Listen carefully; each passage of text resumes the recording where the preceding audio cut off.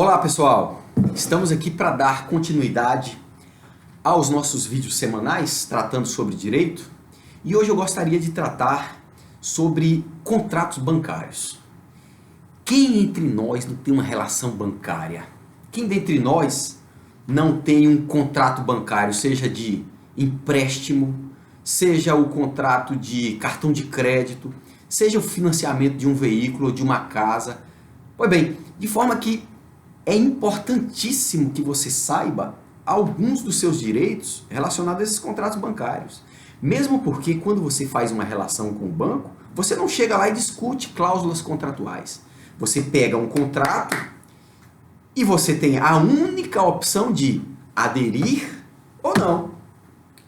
De forma que a vantagem dos bancos em relação a um contrato entre o consumidor e os bancos é inequívoca. O banco é a parte mais forte em relação a esse contrato em todos os aspectos que você imaginar. Seja do ponto de vista jurídico, com a sua assessoria jurídica que dispensa comentários, seja relacionado ao conhecimento específico do contrato, pois ele o elabora, seja relacionado ao próprio poderio econômico e financeiro. De forma que o consumidor fica vulnerável ao banco em todos os aspectos. Considerando essa situação, o Código de Defesa do Consumidor trouxe a possibilidade dos consumidores de ir a juízo e discutir as cláusulas contratuais dessa relação com os bancos. Pois bem, o que poderia ser revisado em um contrato de mútuo, num contrato de financiamento? Muitas cláusulas contratuais. Poderia ser discutida taxa de juros, comissão de permanência, a questão de vendas casadas, as questões das taxas abusivas que os bancos cobram. Para vocês terem ideia, as taxas aqui para você abrir um crédito ou para você tomar um valor emprestado, eu já tive casos aqui no escritório de fazer revisão de contrato de clientes que no ato do contrato de empréstimo ele teve que pagar algo em torno de R$20 mil a título de taxa de adesão, que seria aquelas taxas de abertura de crédito. Taxa essa completamente ilegal e abusiva por parte dos bancos. Então, considerando isso, o Código de Defesa do Consumidor trouxe essa possibilidade que você deve se valer quando você de fato verificar que as suas parcelas são desproporcionais. Desproporcionais. Às vezes você toma lá algum valor que, se você verificar no decorrer do pagamento destes contratos, você está pagando o dobro ou o triplo. É legal?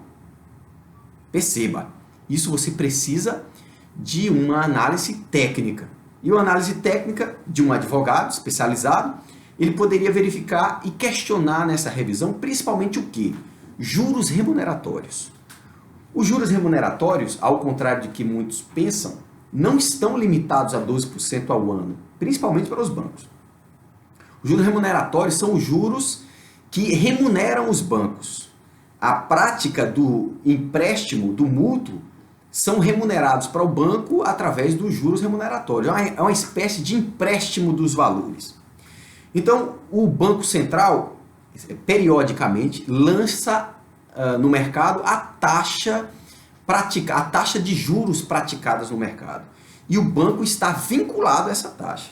De forma que, se ele, em um contrato, exceder essa taxa, estará configurando a abusividade do direito e, naturalmente, o juiz mandará adequar aquela taxa aos parâmetros determinados pelo Banco Central do usual da taxa de mercado.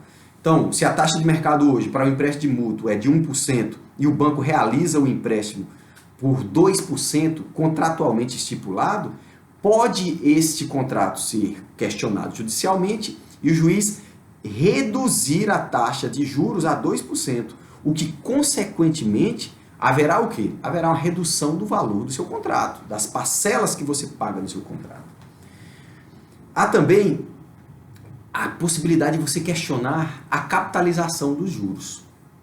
Os juros, basicamente, no Brasil, eles se dividem entre juros simples e juros compostos. E a franca maioria dos juros no Brasil praticado pelas instituições financeiras são os juros compostos, o que é ilegal. Os juros compostos é um juro que tem uma fórmula matemática que sobrepõe juros sobre juros.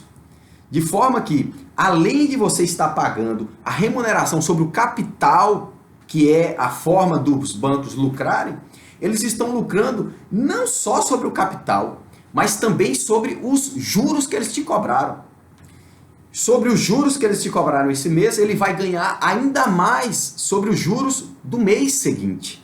Então você tem a possibilidade de revisar essa fórmula de juros, alterando os juros compostos para os juros simples, que são os juros legais. Temos também a comissão de permanência. Essa comissão de permanência, frise, ela não é ilegal. Da forma correta, ela não é legal, porque a comissão de permanência é a remuneração sobre o inadimplemento contratual. Os bancos, quando eu realizo um contrato com os bancos, com um banco, e eu tenho a obrigação de pagar minha parcela no dia 5 do mês de abril, se eu não pago, automaticamente sobre essa parcela que eu deveria pagar, vai incidir a comissão de permanência. Isso é legal. Porém, o que acontece? Os bancos, eles realizam, além da cobrança da comissão de permanência, eles incidem juros remuneratórios, multas contratuais, correção monetária, de forma que esse aglomerado de taxas e de remunerações oneram ainda mais o seu contrato. Você está percebendo? Você está percebendo por quê?